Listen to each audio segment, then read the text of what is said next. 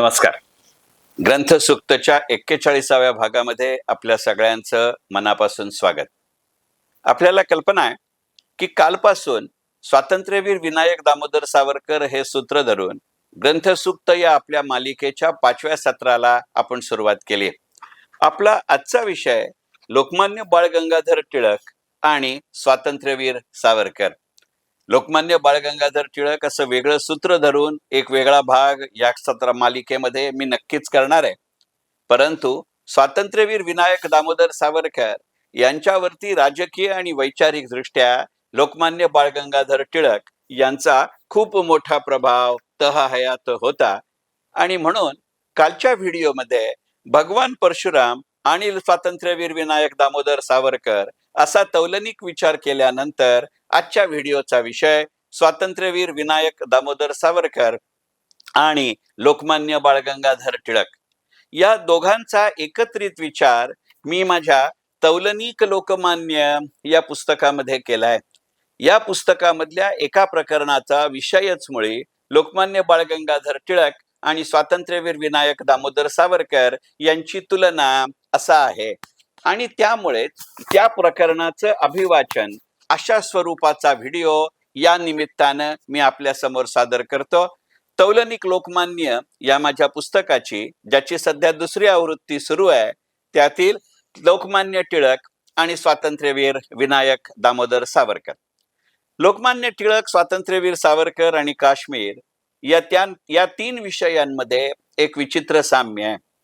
हे साम्य म्हणजे काय योग आहे ते माहित नाही, पण मुळात या तीन विषयांवर आधारित अशा नाट्यकृती मराठी रंगभूमीवर अतिशय कमी येतात. आणि ज्या काही मोजक्या कलाकृती रंगभूमीवर येतात त्यांचे विक्रमित सोडाच, पण फारसे प्रयोगही होत नाहीत. काही ना काही कारणांनी या तीन विषयांवरल्या कलाकृतींचे नाट्यप्रयोग थांबतात, ही वस्तुस्थिती आहे.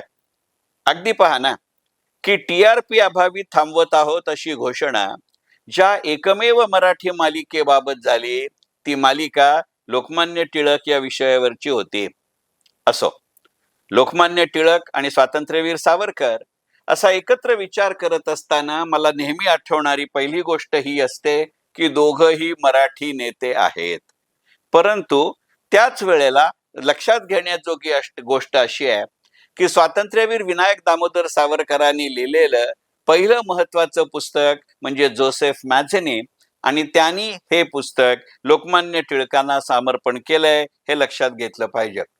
लोकमान्य बाळ गंगाधर टिळक आणि स्वातंत्र्यवीर विनायक दामोदर सावरकर असा एकत्रित विचार करत असताना मला नेहमी जाणवणारी दुसरी गोष्ट म्हणजे सदा सर्व काळ उघड किंवा गुप्तपणाने टिळकांनी घेतलेली क्रांतिकारकांची बाजू.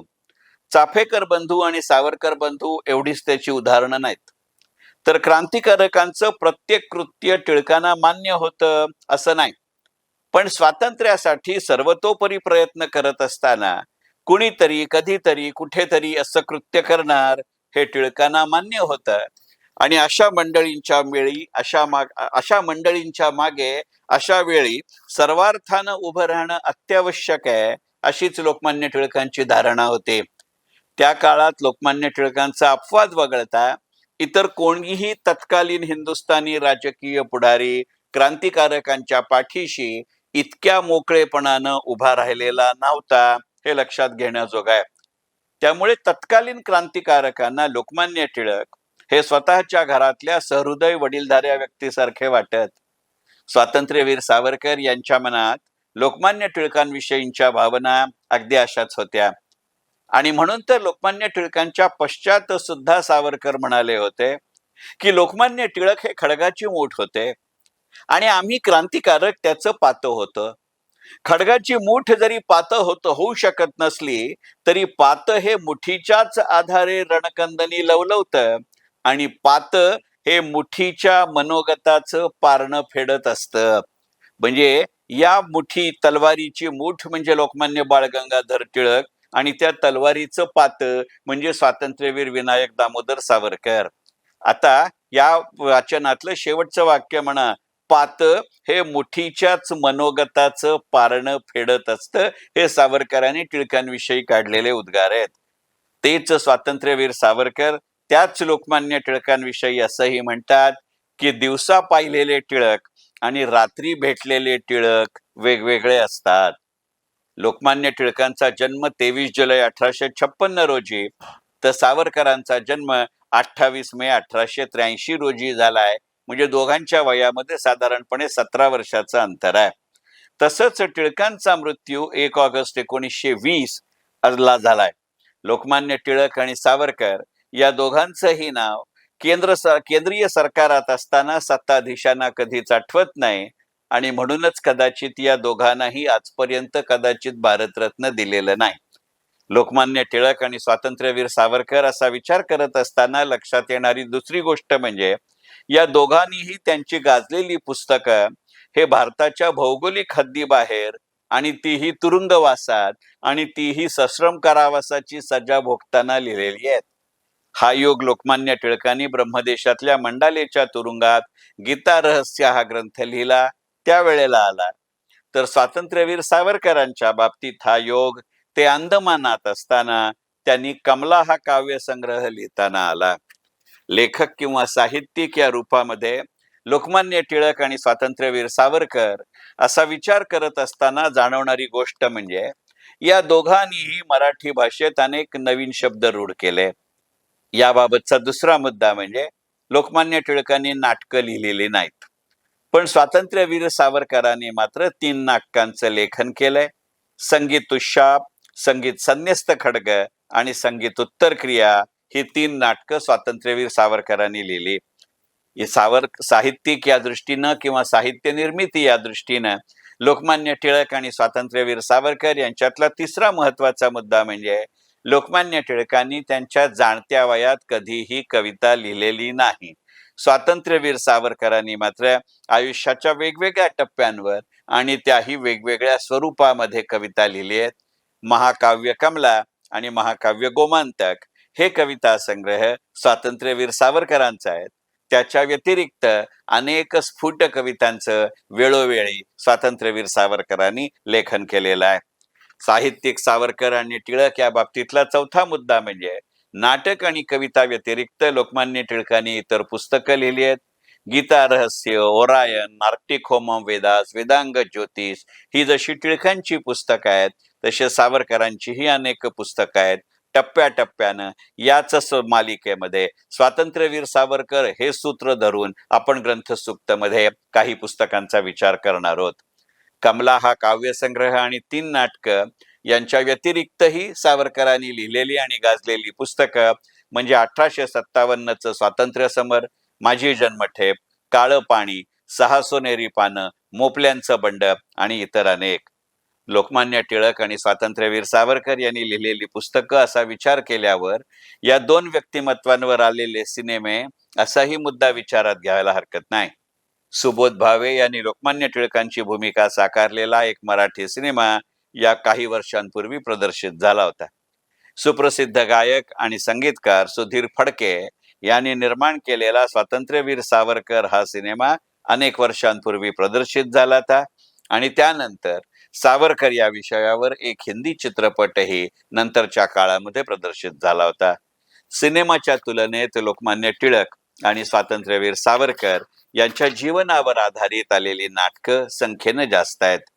माधव खाडीलकर आणि ज्येष्ठ गायिका आशाताई खाडीलकर यांची निर्मिती असलेलं स्वातंत्र्यवीर सावरकर यांच्या जीवनावर आधारित अनादि मी अनंत मी हे नाटक मराठी रंगभूमीवर आलं होतं.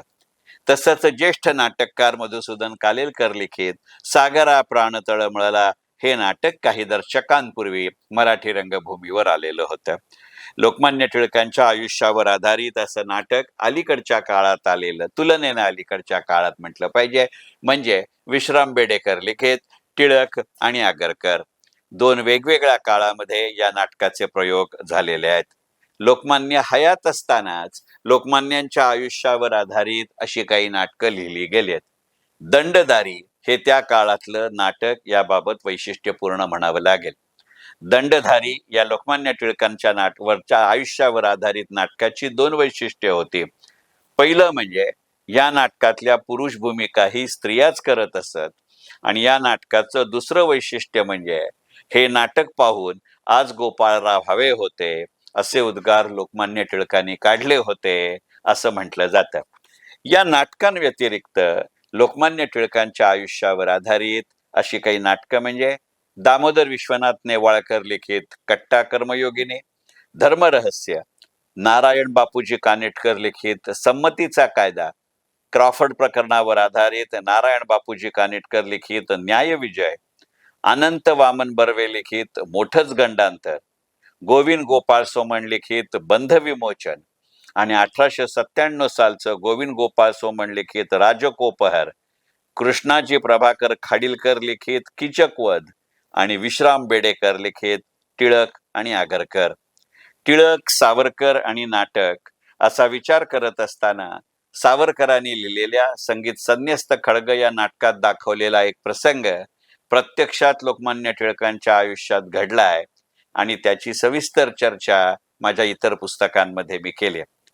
टिळक सावरकर असा विचार करत असताना एक योगायोग लक्षात घेण्याजोगा आहे की तो योगायोग म्हणजे 1898च्या राजद्रोहाच्या पहिल्या खटल्यात डोंगरीच्या तुरुंगात लोकमान्य टिळक ज्या कोठडीत राहत होते त्याच कोठडीत काही काळ स्वातंत्र्यवीर सावरकरांनाही नंतरच्या काळात ठेवलं गेलं होतं. असा योगायोग लोकमान्य टिळक आणि नेताजी सुभाषचंद्र बोस यांच्या बाबतीत मंडाले तुरुंगाशी संबंधित आहे ही नोंद जाता जाता इथे घ्यायला हरकत नाही. सुहास हरी जोशी त्यांच्या लोकमान्य टिळक या पुस्तकात सांगतात की लोकमान्य टिळक आणि स्वातंत्र्यवीर सावरकर या दोघांनीही त्यांच्या आयुष्यात सर्व हिंदूंसाठी एकच मंदिर असावं यासाठी आधी विचार आणि नंतर प्रयत्न केले होते. सावरकरांनी रत्नागिरीत सुरू केलेलं पतितपावन मंदिर हा त्याचाच भाग आहे आणि टिळकांच्या या विषयातल्या सर्वांगीण प्रयत्नांमुळेच आणि इतर अनेक कारणांसहित या प्रयत्नांमुळेच तेल्या तांबोळ्यांचे पुढारी असंही म्हटलं गेलं असावं. बुद्धिनिष्ठ कृतिशीलता हा लोकमान्य टिळक आणि स्वातंत्र्यवीर विनायक दामोदर सावरकर यांच्यातला एक अत्यंत महत्वाचा मुद्दा आहे. शस्त्रसज्जतेवर भर हा लोकमान्य टिळक आणि स्वातंत्र्यवीर सावरकर यांच्यातला अजून एक वैशिष्ट्यपूर्ण समान धागा. लोकमान्य टिळकांनी 1891च्या नागपूर काँग्रेसमध्ये याबाबत मांडलेला ठराव आणि लेखण्या मोडा आणि बंदुका हाती घ्या हा सावरकरांनी साहित्यिकांना दिलेला सल्ला हे या दोघांच्यातलं अत्यंत महत्वाचं साम्य आहे. लोकमान्य बाळ गंगाधर टिळक आणि स्वातंत्र्यवीर विनायक दामोदर सावरकर यांच्यातलं असणारं अजून एक महत्वाचं साम्य म्हणजे या दोघांनाही झालेली काळ्या पाण्याची शिक्षा आणि अशी सजा सुनावली गेल्यानंतर या दोघांनीही भर कोर्टामध्ये त्याबाबत दिलेली प्रतिक्रिया. लोकमान्य टिळकांना 1908च्या राजद्रोहाच्या खटल्यात 6 वर्षाची काळ्या पाण्याची शिक्षा आणि 1000 रुपये दंड अशी सजा सुनावण्यात आली, तर सावरकरांना तर 50 वर्षांच्या काळ्या पाण्याची सजा ही सुनावण्यात आली होती. त्यातून टिळकांना मंडाले तुरुंगात आणि सावरकरांना अंदमानात रवाना करण्यात आलं. त्यावेळी आमच्या देशावर ब्रिटिशांची सत्ता इतकी वर्ष टिकेल का असं सावरकरांनी भर कोर्टात विचारलं होतं. तर या न्यायालयाने जरी मला दोषी ठरवलं असलं तरी वरच्या न्यायालयामध्ये मी निर्दोष आहे असं लोकमान्य टिळकांनी भर कोर्टात सांगितलं होतं. लोकमान्य टिळकांनी त्यावेळी कोर्टात काढलेले उद्गार हे नंतरच्या काळात मुंबईच्या उच्च न्यायालयामध्ये म्हणजे हायकोर्टाच्या भिंतीवरती कोरण्यात आले आहेत. असे विचार करत असतानाच किंवा असे विचार मांडायचे म्हणूनच आजच्या ग्रंथसूक्त या सत्राचं किंवा व्हिडिओचा विषय स्वातंत्र्यवीर विनायक दामोदर सावरकर आणि लोकमान्य बाळ गंगाधर टिळक. मनपूर्वक धन्यवाद. ग्रंथसूक्त.